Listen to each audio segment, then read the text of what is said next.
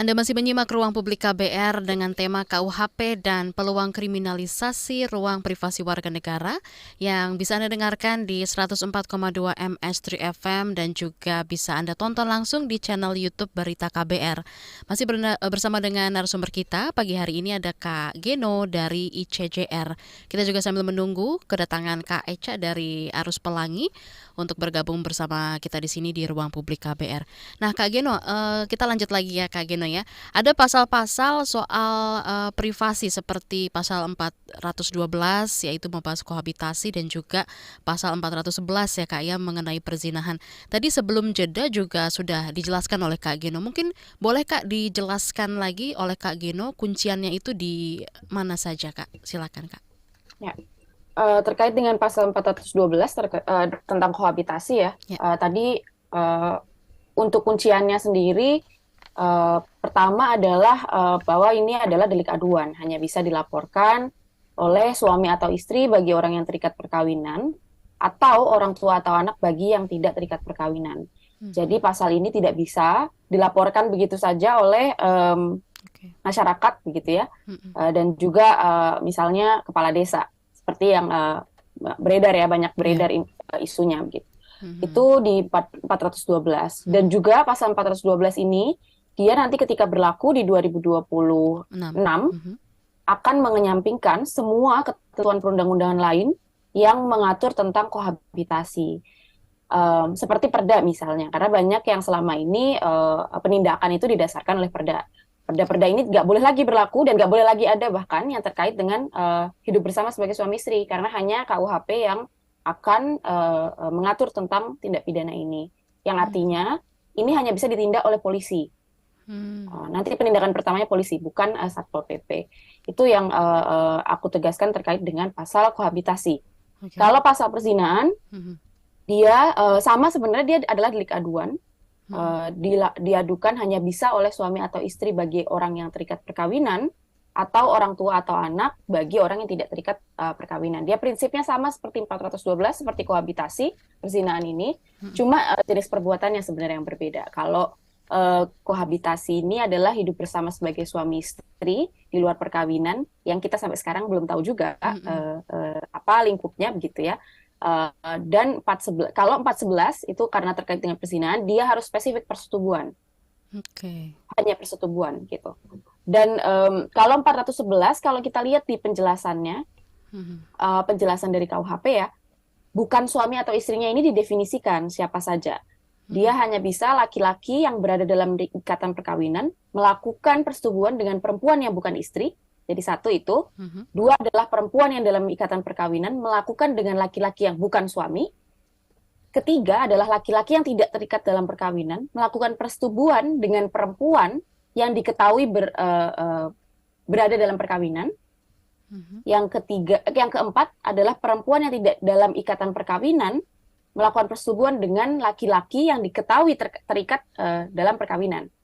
Jadi silang-silang gitu, laki-laki yang berada di perkawinan dengan bukan istrinya, perempuan yang dalam perkawinan dengan bukan suaminya, laki-laki yang tidak dalam perkawinan persetubuhan dengan perempuan yang bersuami, dan perempuan yang tidak terikat dalam perkawinan melakukan persetubuhan dengan laki-laki yang beristri. Dan yang terakhir adalah laki-laki dan perempuan yang masing-masing tidak terikat dalam perkawinan yang melakukan persetubuhan. Hanya itu.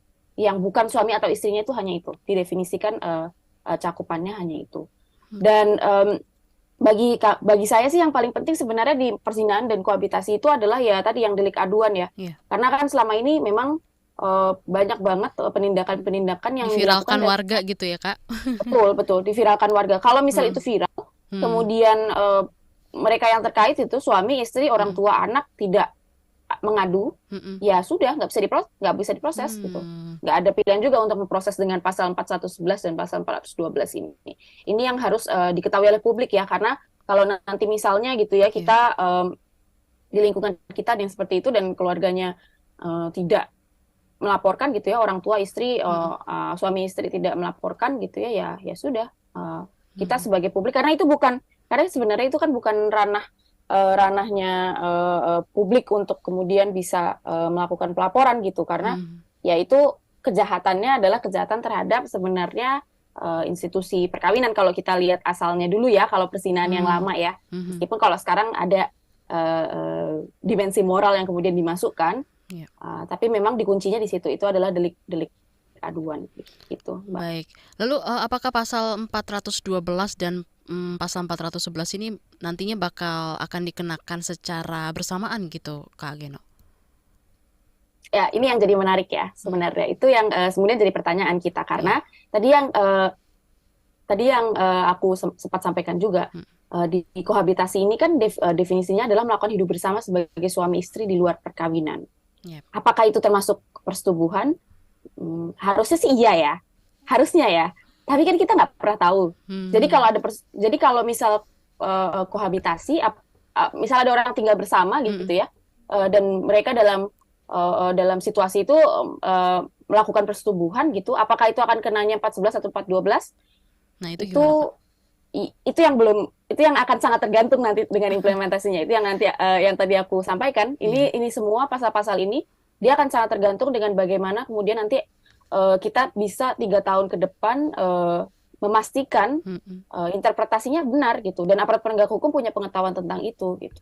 Hmm. Kalau persetubuhan 1 kali dia 411, kenapa kalau persetubuhan berkali-kali dan dia tinggal bersama 412? Karena ancaman pidananya berbeda kan.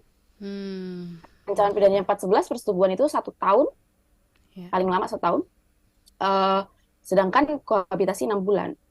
Nah, itu yang kemudian kita jadi pertanyaan, apa sebenarnya hidup bersama sebagai suami istri? Apakah kemudian Mhm. ya hidup bersama sebagai suami istri misalnya membagi peran gitu ya, Mhm.